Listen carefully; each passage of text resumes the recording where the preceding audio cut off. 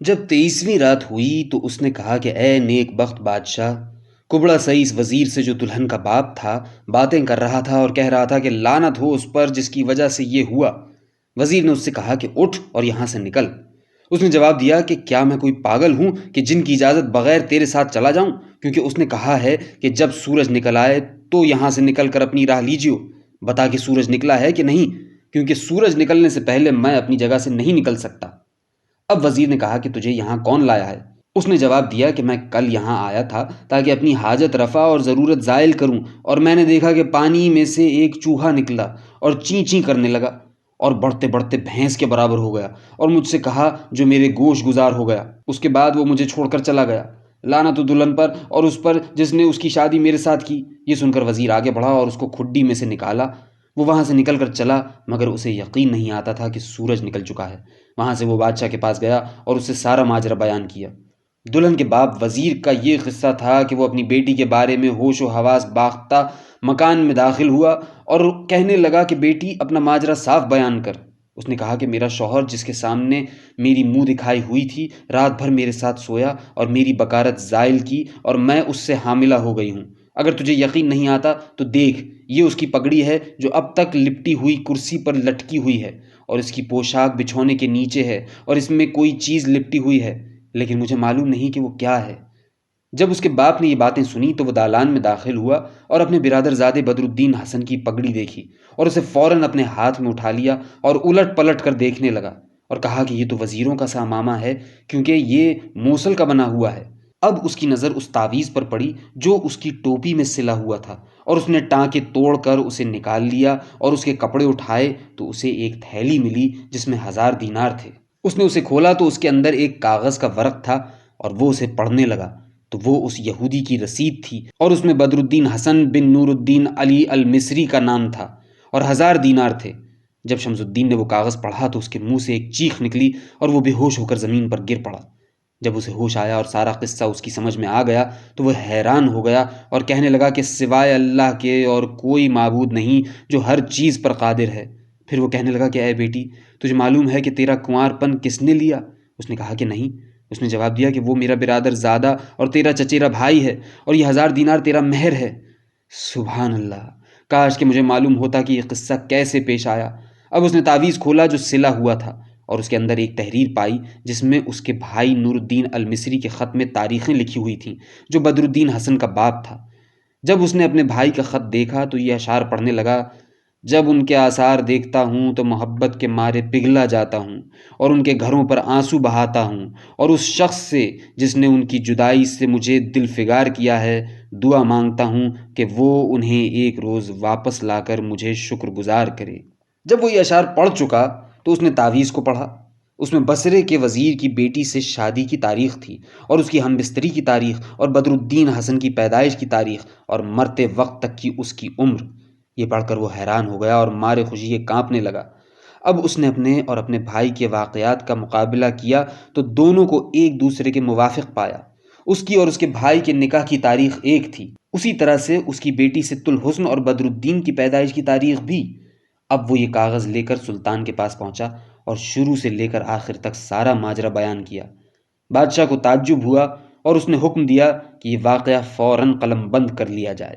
اب وزیر اپنے برادر زادے کا دن بھر انتظار کرتا رہا، لیکن وہ نہ آیا۔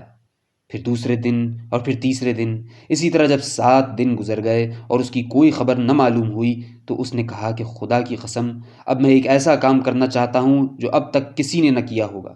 یہ کہہ کر اس نے قلم اور دوات لی اور سارے گھر کا خاکہ ایک کاغذ پر کھینچ دیا کہ خس خانہ فلاں جگہ پر ہے اور فلاں پردہ فلاں جگہ پر، اسی طرح سے تمام چیزوں کا جو گھر میں تھیں۔ اب اس نے اس کاغذ کو لپیٹا اور حکم دیا کہ اس کے سارے کپڑے لائے جائیں۔ لوگ اس کی پگڑی اور ٹوپی اور کلا اور تھیلی لائے اور اس کے سپرد کیا، اور اس نے انہیں بند کر کے لوہے کا قفل ڈال دیا اور اس پر اپنی مہر لگا دی کہ جب تک اس کا برادر زادہ حسن البصری نہ آئے اسے کوئی نہ کھولے۔ اب وزیر کی بیٹی کا قصہ سنیے۔ جب اس کے حمل کی مدت پوری ہو چکی تو اس کے ایک لڑکا پیدا ہوا جو چاند سا خوبصورت تھا، اور حسن اور جمال اور انتہائی خوب روئی اور آب و تاب میں باپ کی طرح تھا۔ انہوں نے اس کی ناف کاٹی اور اس کی آنکھوں میں سرما لگایا اور اسے دائیوں کے سپرد کیا اور اس کا نام عجیب رکھا۔ اس کا ایک دن 1 مہینے کے برابر تھا اور 1 مہینہ 1 سال کے برابر۔ جب وہ 7 سال کا ہوا تو اس نے اسے ایک ملا کے سپرد کیا اور اسے تنبیہ کی کہ وہ اسے پڑھائے اور اس کی اچھی طرح سے تربیت کرے۔ اس طرح سے وہ 4 سال تک مکتب میں پڑھتا رہا، اور اس کی یہ حالت تھی کہ وہ مکتب کے لڑکوں سے لڑتا جھگڑتا اور سخت کلامی کرتا اور ان سے کہتا کہ تم میں سے کون میرے برابر ہے، میں مصر کے وزیر کا بیٹا ہوں۔ لڑکوں نے اس کی شکایت جا کر مکتب کے ناظم سے کی کہ عجیب ان سے کیسی بدسلوکی کرتا ہے۔ ناظم نے کہا کہ میں تمہیں ترکیب بتاتا ہوں، اور کل جب وہ آئے تو تم وہ ترکیب چلنا، پھر وہ مکتب میں آنا چھوڑ دے گا۔ اور وہ ترکیب یہ ہے کہ جب وہ کل آئے تو تم اس کے ارد گرد بیٹھ جانا اور ایک دوسرے سے کہنا کہ خدا کی قسم یہ کھیل ہمارے ساتھ وہی لڑکا کھیلے گا جو ہمیں اپنے ماں باپ کا نام بتائے، اور جو اپنے ماں باپ کا نام نہ جانتا ہو وہ حرامی ہے اور ہمارے ساتھ نہیں کھیل سکتا۔ جب دوسرا دن ہوا تو سب لڑکے مکتب میں آئے اور عجیب بھی آیا۔ لڑکے اس کے ارد گرد جمع ہو گئے اور کہنے لگے کہ آج ہم ایک خاص کھیل کھیلنا چاہتے ہیں، مگر اس میں وہی لڑکے شامل ہو سکتے ہیں جو اپنے ماں باپ کا نام بتا سکیں۔ سب نے کہا کہ واللہ یہ ٹھیک ہے، اور ایک لڑکے نے کہا کہ میرا نام ماجد ہے اور میری ماں کا الویہ اور باپ کا عز الدین۔ دوسرے نے بھی اسی طرح کہا، یہاں تک کہ اب عجیب کی باری آئی اور وہ کہنے لگا کہ میرا نام عجیب اور میری ماں کا ست الحسن اور باپ کا شمس الدین جو مصر کا وزیر ہے۔ لڑکوں نے کہا کہ واللہ وزیر تیرا باپ نہیں ہے۔ عجیب نے جواب دیا کہ واقعی وزیر میرا باپ ہے۔ اس پر سارے لڑکے اس کا مذاق اڑانے اور تالیاں بجانے لگے اور کہا کہ اس کے باپ کا پتہ نہیں، یہاں سے چلا جا، کیونکہ جو اپنے باپ کا نام نہ جانتا ہو وہ ہمارے ساتھ کھیل نہیں سکتا۔ یہ کہہ کر لڑکے فوراً تتر بتر ہو گئے اور اس کا مذاق اڑانے لگے۔ اس پر وہ بہت دل شکستہ ہوا اور روتے روتے اس کا دم گھٹنے لگا۔ ناظم نے اس سے کہا کہ ہم جانتے ہیں کہ وزیر تیرا نانا اور تیری ماں ست الحسن کا باپ ہے، لیکن تیرا باپ نہیں۔ نہ تو اپنے باپ کو جانتا ہے اور نہ ہم، کیونکہ سلطان نے تیری ماں کی کبڑے سائز سے کر دی تھی اور جن اس کے پاس آ کر سوئے تھے، اور تیرے باپ کا کسی کو پتہ نہیں۔ جب تک تجھے اپنے باپ کا علم نہ ہو اس وقت تک مکتب کے لڑکوں سے برابری کا دعویٰ مت کر، ورنہ وہ تجھے حرامی سمجھیں گے۔ تجھے معلوم نہیں کہ بنیے کا لڑکا بھی اپنے باپ کو جانتا ہے، اور تو مصر کے وزیر کا ناتی ہے، لیکن تیرے باپ کو ہم نہیں جانتے۔ ہماری رائے یہی ہے کہ تیرا کوئی باپ نہیں، اس لیے ذرا سوچ سمجھ کر باتیں کیا کر۔ جب اس نے ناظم اور لڑکوں کی یہ باتیں سنی جو اس کے لیے توہین کا باعث تھیں، تو وہ فوراً اٹھا اور اپنی ماں ست الحسن کے پاس گیا اور اس سے شکایت کرنے لگا، اور وہ اتنا رو رہا تھا کہ اس کے منہ سے بات نہ نکلتی تھی۔ جب اس کی ماں نے اس کی باتیں اور رونا سنا تو اس کا دل اس پر کوڑنے لگا، اور اس نے کہا کہ بیٹا تو کیوں رو رہا ہے، ذرا اپنا حال تو کہہ۔ اس پر عجیب نے وہ تمام باتیں کہہ دیں جو اس نے ناظم اور لڑکوں سے سنی تھیں، اور کہنے لگا کہ اے ماں، میرا باپ کون ہے؟ اس نے جواب دیا کہ تیرا باپ مصر کا وزیر ہے۔ عجیب نے کہا کہ جھوٹ مت بول، کیونکہ وزیر تیرا باپ ہے نہ کہ میرا۔ بتا میرا باپ کون ہے، اگر تو نے سچ سچ نہ بتایا تو میں اپنے آپ کو اس خنجر سے قتل کر ڈالوں گا۔ جب اس کی ماں نے اس کے باپ کا ذکر سنا تو وہ اپنے چچا زاد بھائی کو یاد کر کے رونے لگی، اور بدر الدین حسن البصری کے سامنے اس کی منہ دکھائی اور باقی سارے ماجرے اس کی آنکھوں کے سامنے پھرنے لگے، اور وہ زور زور سے رونے لگی، اور اسی طرح اس کا لڑکا بھی۔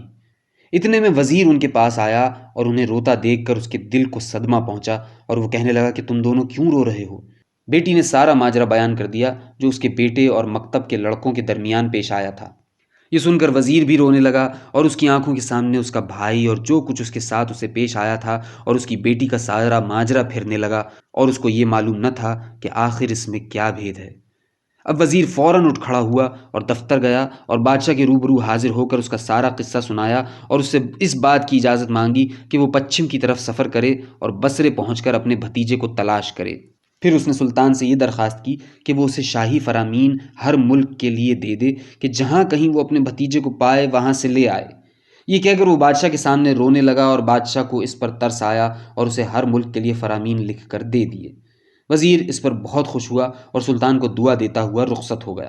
گھر پہنچ کر اس نے فوراً سفر کی تیاری کی اور تمام ضرورت کی چیزوں اور اپنی لڑکی اور اس کے بیٹے عجیب کو لے کر چل دیا۔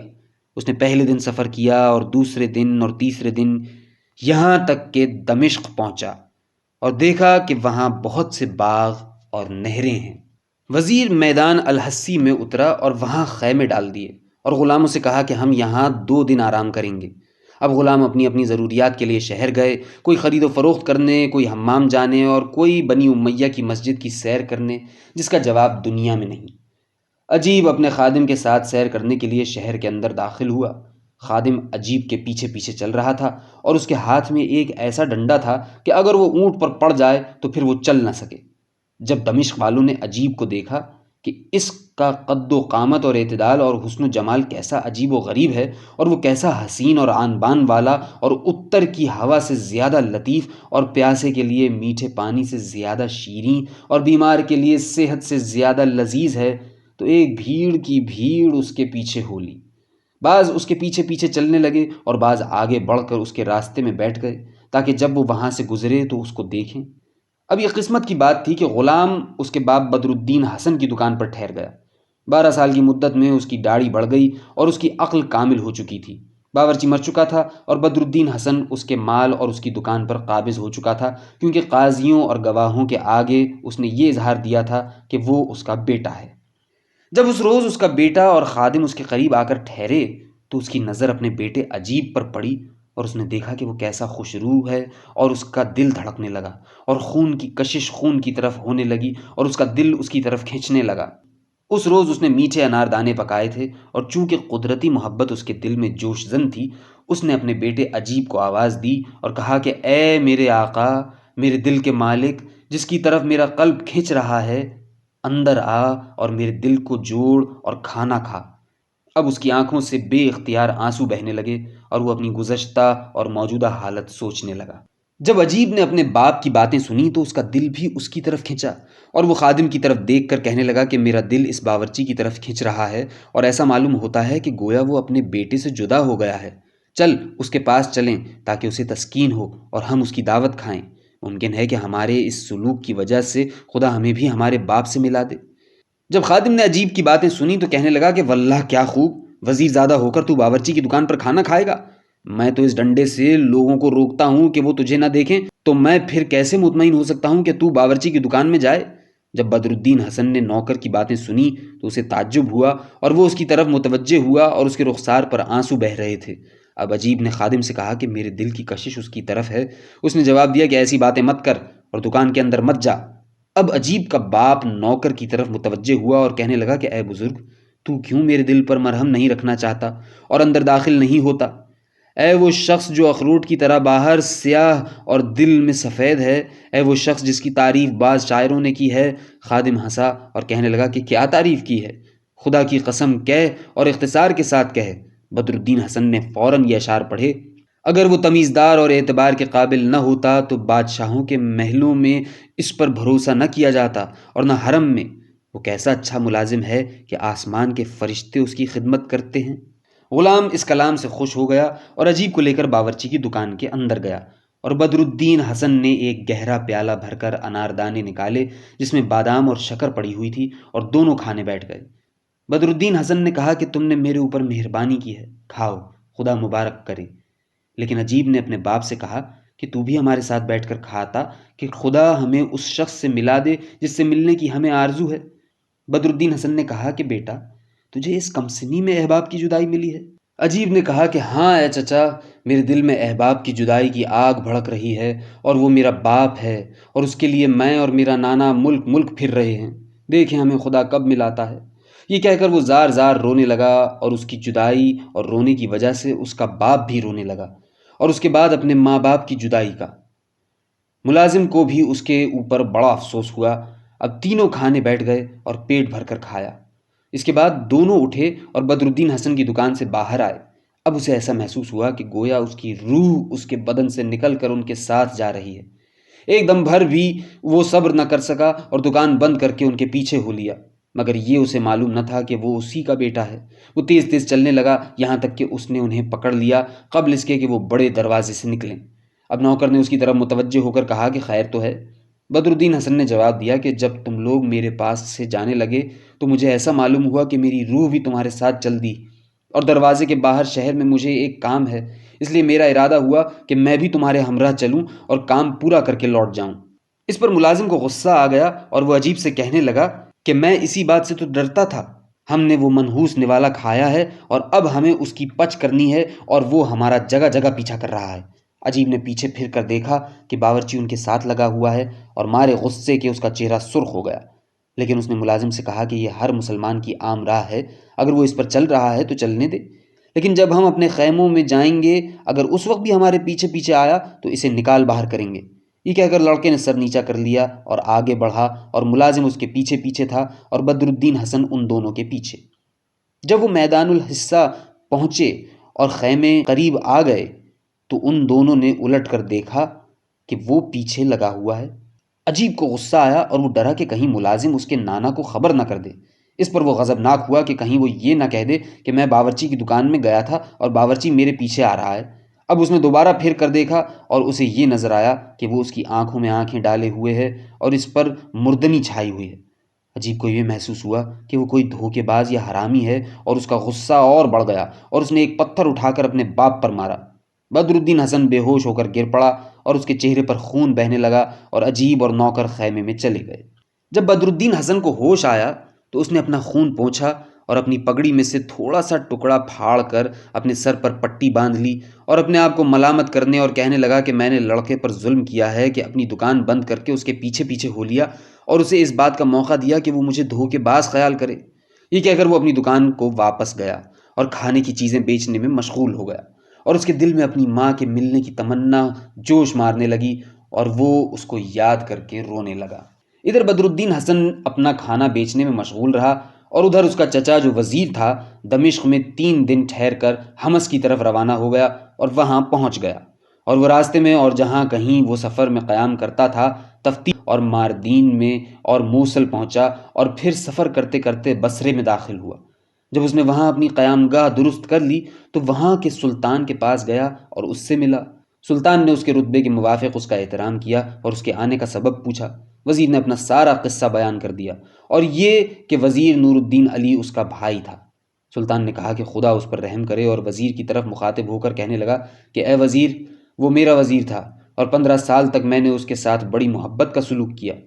اب وہ فوت ہو گیا ہے اور اس کا ایک بیٹا ہے جو محض 1 مہینہ ٹھہر کر غائب ہو گیا، اور ہمیں اس کی بالکل خبر نہیں، مگر اس کی ماں یہاں ہے کیونکہ وہ میرے بڑے وزیر کی بیٹی ہے۔ جب وزیر شمس الدین نے بادشاہ سے سنا کہ اس کے بھتیجے کی ماں صحیح سلامت ہے تو وہ خوش ہو گیا اور بادشاہ سے کہنے لگا کہ جہاں پناہ، میں اس سے ملنا چاہتا ہوں۔ بادشاہ نے اسے فوراً اجازت دے دی اور وہ اپنے بھائی نور الدین کے مکان میں اس سے ملنے گیا۔ اس نے گھر کے اندر چاروں طرف نظر دوڑائی اور اس کی دہلیزوں کو چوما، اور نور الدین علی اور اس کے پردیس میں مرنے کو سوچ کر رونے لگا۔ اب دروازے سے آگے بڑھ کر وہ ایک بڑے آنگن اور محرابی دروازے میں داخل ہوا جو سخت مضبوط پتھر کا بنا ہوا تھا اور جس میں طرح طرح کے رنگ کے پتھروں کی پچی کاری تھی، اور وہ محل میں ادھر ادھر گھومنے اور اس کو دیکھنے لگا، اور اس کی نظر ایک طرف جا پڑی جہاں اس کے بھائی نور الدین کا نام سونے کے پانی سے لکھا ہوا تھا۔ اس نے اس کے نام کے پاس جا کر اسے بوسہ دیا اور اس کی جدائی کو یاد کر کے رونے لگا۔ اب وہ چلتے چلتے اپنی بھاوج بدر الدین حسن کی ماں کے کمرے تک پہنچا۔ جب سے اس کا بیٹا غائب ہوا تھا وہ دن رات گریہ وزاری کرتی تھی۔ جب کئی سال گزر گئے تو اس نے اپنے کمرے کے بیچ میں اپنے بیٹے کی ایک قبر مرمر کی بنوائی، اور دن رات اس کے فراق میں روتی تھی اور سوتی بھی تھی تو اسی قبر کے پاس۔ جب وزیر اس کی قیام گاہ کے قریب پہنچا تو اس نے اس کے رونے کی آواز سنی اور وہ دروازے کے آگے ٹھہر گیا۔ اس نے ابھی رونا ختم نہیں کیا تھا کہ وزیر شمس الدین اندر آیا اور اسے سلام کیا اور کہنے لگا کہ میں تیرا جیٹھ ہوں۔ پھر اس نے سارا ماجرا بیان کیا اور تمام قصہ سنایا اور کہا کہ تیرا بیٹا بدر الدین حسن ایک پوری رات میری بیٹی کے ساتھ سویا ہے جس کو اب 10 سال ہونے آتے ہیں، مگر صبح کو وہ غائب ہو گیا، اور میری بیٹی کے تیرے بیٹے کا حمل رہ گیا ہے، اور اس کے ایک لڑکا پیدا ہوا جس کو میں ساتھ لایا ہوں کیونکہ وہ تیری اولاد ہے اور میری بیٹی کے بطن سے تیرا پوتا۔ جب اس نے اپنے بیٹے کا حال سنا اور یہ کہ وہ زندہ ہے اور اس کا جیٹھ اس کے سامنے کھڑا ہے تو وہ اس کی تعظیم کے لیے کھڑی ہو گئی اور اس کے پاؤں پر گر پڑی اور انہیں چومنے لگی۔ اب وزیر نے عجیب کو بلوایا اور جب وہ پہنچا تو اس کی دادی کھڑی ہو گئی اور اسے گلے لگا کر رونے لگی۔ اس پر شمس الدین نے کہا کہ یہ رونے کا وقت نہیں ہے، بلکہ تو سفر کی تیاری کر کے ہمارے ساتھ مصر چل، ممکن ہے خدا ہمیں اور تجھے تیرے بیٹے میرے بھتیجے سے ملا دے۔ اس نے کہا کہ بسر و چشم، اور فوراً اٹھ کھڑی ہوئی اور ضرورت کی چیزیں اور سامان اور زیور اکٹھا کر کے تیار ہو گئی۔ وزیر شمس الدین بصرے کے بادشاہ کے پاس گیا اور اس سے رخصت چاہی۔ بادشاہ نے مصر کے سلطان کے لیے تحفے تحائف اس کے ساتھ کر دیے اور وہ فوراً چل دیا اور چلتے چلتے دمشق پہنچا اور القانون میں اترا اور خیمے ڈال دیے اور اپنے ساتھیوں سے کہنے لگا کہ ہم یہاں 1 ہفتہ ٹھہر کر سلطان کے واسطے ہدیے اور تحفے خریدیں گے۔ عجیب خیمے سے نکلا اور خادم سے کہنے لگا کہ اے لائق، میں ذرا سیر و تفریح کرنا چاہتا ہوں، چل ذرا بازار چلیں اور دمشق میں گھومیں اور دیکھیں کہ اس باورچی کا کیا حال ہے جس کا ہم نے کھانا کھایا اور سر پھوڑا تھا۔ اس نے ہمارے ساتھ نیکی کی تھی اور ہم نے اس کے ساتھ برائی۔ خادم نے کہا کہ بصر و چشم۔ اور عجیب اور اس کا خادم خیمے سے نکل کھڑے ہوئے اور پدری رشتہ اسے باپ کی طرف کھینچے لیے جاتا تھا، یہاں تک کہ وہ جلد شہر میں پہنچ گئے اور چلتے چلتے باورچی کی دکان پر پہنچے اور دیکھا کہ وہ دکان میں کھڑا ہوا ہے۔ عصر کا وقت قریب تھا اور یہ اتفاق تھا کہ اس نے پھر اناردانے پکائے تھے۔ جب دونوں اس کے قریب پہنچے اور عجیب کی نظر اس پر پڑی تو اس کے دل کو اس کی طرف کشش ہوئی اور اس نے اس کی پیشانی پر پتھر کی چوٹ کا نشان دیکھا اور کہا کہ السلام علیک، اے فلاں، دیکھ کہ میرا دل تجھ میں لگا ہوا ہے۔ جب بدر الدین نے اسے دیکھا تو اس کی آنتیں قلقل کرنے لگیں اور اس کا دل دھڑکنے لگا اور اس نے اپنا سر نیچا کر لیا اور چاہتا تھا کہ زبان سے کچھ کہے لیکن نہ کہہ سکا۔ پھر اس نے سر اٹھایا اور اپنے بیٹے کی طرف خوشامد اور عاجزی سے دیکھنے لگا اور ان سے کہا کہ میرے دل کو تسلی دو اور میرے ساتھ کھانا کھاؤ۔ خدا کی قسم، جب میں نے تجھے پہلی بار دیکھا تو میرا دل دھڑکنے لگا تھا اور میں محض بدحواسی کی حالت میں تیرے پیچھے پیچھے گیا تھا۔ عجیب نے کہا کہ واللہ تجھے ہم سے محبت ہے اور ہم نے تیری دعوت کھائی تھی، مگر اس کے بعد تو ہمارے ساتھ ہو لیا تھا اور ہماری توہین کرنا چاہتا تھا۔ اب ہم محض اس شرط پر تیرا کھانا کھائیں گے کہ تو قسم کھائے کہ ہمارے پیچھے نہ آئے گا، ورنہ ہم اس کے بعد کبھی تیرے پاس نہ آئیں گے، کیونکہ ہم ایک ہفتہ یہاں ٹھہریں گے اور میرا نانا بادشاہ کے لیے ہدیے خریدے گا۔ بدر الدین نے کہا کہ منظور ہے۔ اب عجیب اور نوکر دکان کے اندر گئے اور اس نے ایک پیالہ بھر کر اناردانے ان کے سامنے پیش کیے۔ عجیب نے کہا کہ تو بھی ہمارے ساتھ کھا تاکہ خدا ہمیں خوشی عطا فرمائے۔ بدر الدین خوش ہو گیا اور ان کے ساتھ کھانے بیٹھ گیا، مگر اس کی آنکھیں عجیب ہی کی طرف لگی ہوئی تھیں اور وہ دل و جان سے اس پر فدا ہو رہا تھا۔ عجیب نے کہا کہ میں نے تجھ سے کہا نہ تھا کہ تو بڑا بھاری عاشق ہے، اسی لیے تو جتنا میرے چہرے کی طرف دیکھ سکتا ہے دیکھ۔ بدر الدین کبھی عجیب کے منہ میں لقمہ دیتا تھا اور کبھی نوکر کے، یہاں تک کہ وہ کھا کر سیر ہو چکے اور اٹھ کھڑے ہوئے۔ اب حسن اٹھا اور ان کے ہاتھ دھلائے اور اپنی کمر سے ایک ریشمی رومال کھول کر ان کے ہاتھ پونچھے اور پھر ان پر گلاب چھڑکا جو اس کے پاس ایک بوتل میں تھا۔ اب وہ دکان سے باہر گیا اور ایک سراہی شربت بھری لے آیا جس میں گلاب اور مشک ملا ہوا تھا اور ان کے سامنے پیش کیا اور کہنے لگا کہ میرے ساتھ پورا پورا احسان کرو۔ عجیب نے شربت لے کر پیا اور پھر نوکر کے آگے بڑھا دیا اور دونوں نے اتنا کھایا پیا کہ عادت کے خلاف ان کے پیٹ بھر گئے اور وہ سیر ہو گئے۔ اب وہ وہاں سے لوٹے اور جلد جلد چل کر اپنے خیموں میں پہنچے اور عجیب اپنی دادی کے پاس گیا جو اس کے باپ بدر الدین حسن کی ماں تھی۔ دادی نے اسے بوسہ دیا اور اپنے بیٹے بدر الدین حسن کے دھیان میں غرق ہو گئی۔ پھر اس نے عجیب سے کہا کہ بیٹا تو کہاں تھا؟ اس نے جواب دیا کہ شہر میں۔ اب وہ اٹھی اور اس نے ایک پیالہ اناردانوں کا اس کے سامنے لا رکھا جس میں مٹھاس کم تھی اور خادم سے کہا کہ اپنے آقا کے ساتھ بیٹھ جا۔ خادم نے اپنے دل میں کہا کہ واللہ ہمارا جی کھانے کو بالکل نہیں چاہتا، مگر وہ بیٹھ گیا۔ عجیب بھی جب کھانے بیٹھا تو اس کا پیٹ بھی ان چیزوں سے بھرا تھا جو ابھی کھا پی کر آیا تھا۔ بہرحال اس نے ایک لقمہ اٹھایا اور اسے اناردانوں میں ڈبو کر کھایا، مگر وہ اسے پھیکا سا معلوم ہوا کیونکہ اس کا پیٹ بھرا ہوا تھا۔ وہ کہنے لگا اوفو، یہ کیسا خراب کھانا ہے۔ اس کی دادی نے کہا کہ بیٹا تو میرے کھانے میں عیب نکالتا ہے، میں نے خود اسے پکایا ہے اور سوائے تیرے باپ بدر الدین حسن کے میری طرح کوئی کھانا نہیں پکا سکتا۔ عجیب نے کہا کہ اے میری آقا، واللہ یہ تیرا کھانا خراب ہے۔ ہم نے ابھی شہر میں ایک باورچی کو دیکھا ہے جس نے اناردانے اتنے عمدہ پکائے تھے کہ اس کی خوشبو سے جی خوش ہو جاتا ہے اور ذائقہ اتنا اچھا تھا کہ جی چاہتا تھا کہ کھائے چلا جائے۔ تیرے کھانے اور اس کے کھانے میں زمین آسمان کا فرق ہے۔ جب اس کی دادی نے اس کی یہ باتیں سنی تو اسے سخت غصہ آیا اور اس نے خادم کی طرف دیکھا۔ اب شہرزاد کو صبح ہوتی نظر آئی اور اس نے وہ کہانی بند کر دی جس کی اسے اجازت ملی تھی۔